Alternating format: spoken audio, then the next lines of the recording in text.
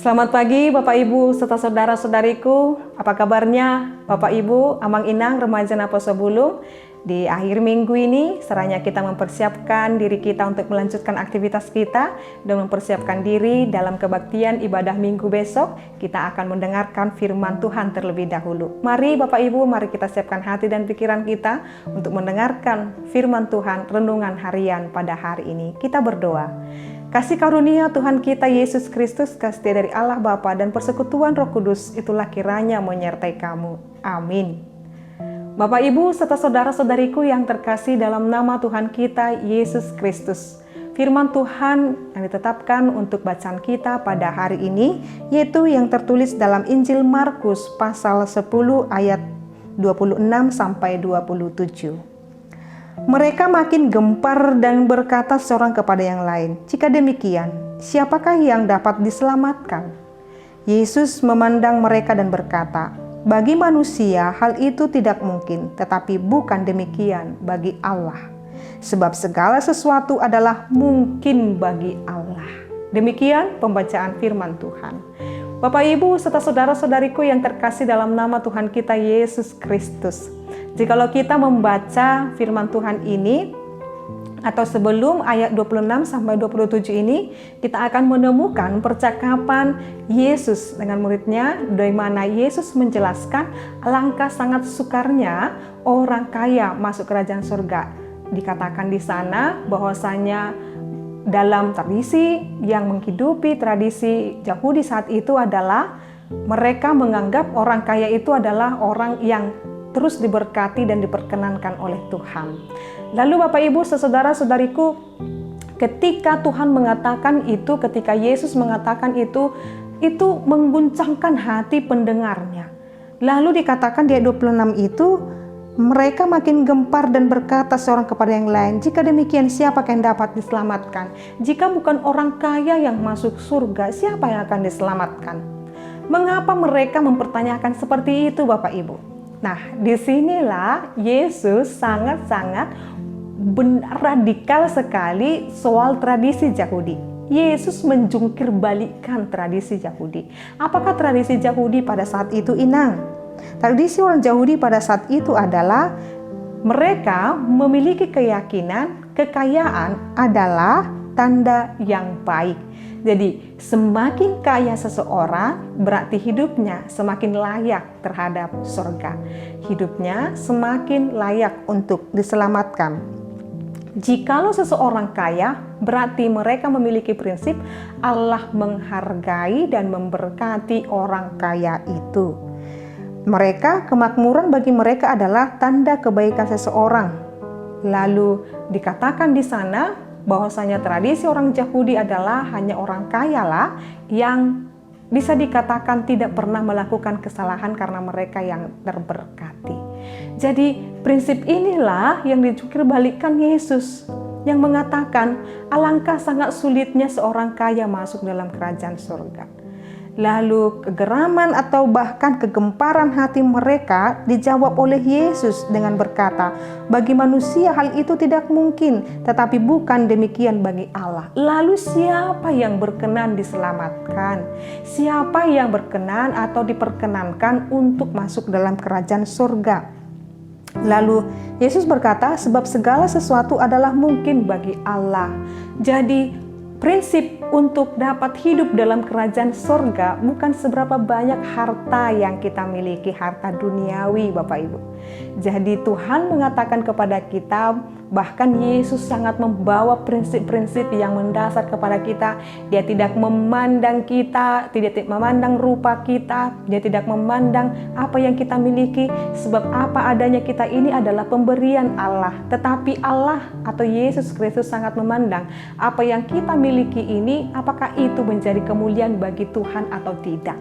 Itu yang harus dipikirkan atau bahkan direnungkan setiap orang yang dititipkan oleh Tuhan kepadanya kekayaan.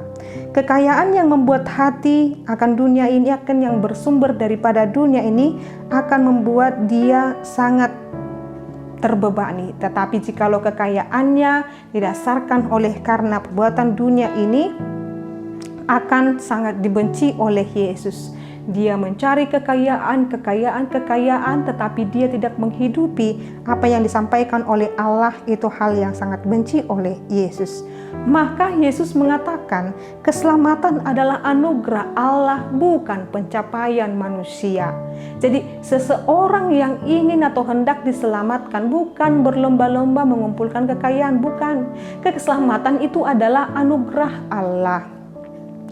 Keselamatan yang merupakan anugerah Allah berarti setiap orang, siapapun berhak memilikinya. Banyak atau banyak hartanya atau tidak, itu tergantung kepada kehebatan atau kecakapan manusia. Sadok di bagasan bahasa Batak. Sadok haluauni ima koolan pasu-pasu di Batak. Diberikan dengan cuma-cuma, gratis Bapak Ibu. Yaitu yang telah diberikan oleh Allah di dalam Yesus Kristus. Orang yang menaruh percaya pada hartanya tidak akan diselamatkan. Inilah dia. Inilah yang membuat orang kaya sukar masuk ke dalam kerajaan surga. Di mana seseorang itu yang menaruh percayanya hanya pada hartanya. Bapak Ibu, saudara-saudariku. Jadi, apakah Inang Yesus membenci orang kaya? Bukan juga Bapak Ibu. Jadi bagaimana Allah atau bagaimana sikap seseorang itu menyikapi apa yang ada padanya. Jikalau dia benar-benar diberikan Tuhan, dititipkan bagi dia harta yang melimpah, dan harta itu dipakai untuk menolong, untuk dapat berdiakonia, untuk dapat menolong sesamanya, dia tidak menyombongkan dengan apa yang dia padanya, dia memiliki keselamatan. Jadi apa yang boleh dikatakan Yesus ini supaya merubah paradigma orang-orang Yahudi saat itu Bapak Ibu. Yesus bukan benci kepada orang kaya. Memang benar, apa yang boleh dititipkan Allah kepada seseorang itu adalah anugerah Tuhan. Tetapi bagaimana manusia memperlakukan kekayaan yang dia miliki, itu yang Tuhan inginkan kepada kita. Jikalau Tuhan memberikanmu harta kekayaan, bagaimana kamu memperlakukan itu demi kemuliaan Tuhan? Apakah dengan kekayaan itu kamu menjadi menyombongkan diri, atau bahkan kekayaanmu yang menjauhkan dirimu daripada Tuhan? Semakin tinggi pangkatmu, semakin tinggi jabatanmu, kamu semakin malas ke gereja, atau bahkan semakin tingginya hartamu, atau bahkan keuanganmu semakin baik, keluargamu semakin dipulihkan, tetapi kamu semakin menjauh daripada Allah. Itu yang tidak dikehendaki oleh Tuhan. Tetapi semakin tinggi jabatanmu, tetapi kamu semakin merendahkan dirimu, semakin melayani Tuhan dengan memakai apa yang Tuhan berikan kepadamu, itu Tuhan inginkan. Atau Tuhan juga menginginkan atau menghendaki orang yang tidak memiliki apa-apa, tetapi dia terus bersyukur dalam hidupnya. Fokusnya tetap kepada Tuhan, itu yang Tuhan kehendaki. Jadi baik, banyak atau tidaknya harta yang kamu miliki, tergantung adalah bagaimana sikap kita untuk memperlakukan itu yang harus senantiasa kita yakini. Maka jikalau ada seseorang di antara kita, atau ada di antara kita Bapak Ibu, dia menaruh percayanya kepada hartanya, dia memandang orang lain dengan hartanya, dengan mengatakan, kamu tidak layak bagiku, sebab kamu gak selevel dengan aku. Levelku adalah orang-orang yang benar-benar sederajat dengan aku. Jikalau kita telah melakukan itu, maka itu yang Tuhan benci Bapak Ibu. Maka saat ini Tuhan menghendaki kita menjadi pribadi yang rendah hati. Apa yang kita miliki saat ini Bapak Ibu, biarlah itu untuk kemuliaan Tuhan. Orang yang menaruh percaya pada kuasa Allah dapat diselamatkan.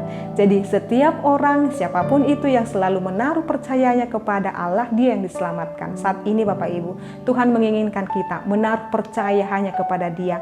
Baik banyaknya harta kita atau sedikitnya harta kita, itu tidak dapat membatasi kita diselamatkan. Tetapi jikalau hidupmu ingin diselamatkan, datanglah kepada Yesus, taruhlah kepercayaanmu pada kuasa Allah saja. Amin. Kita berdoa.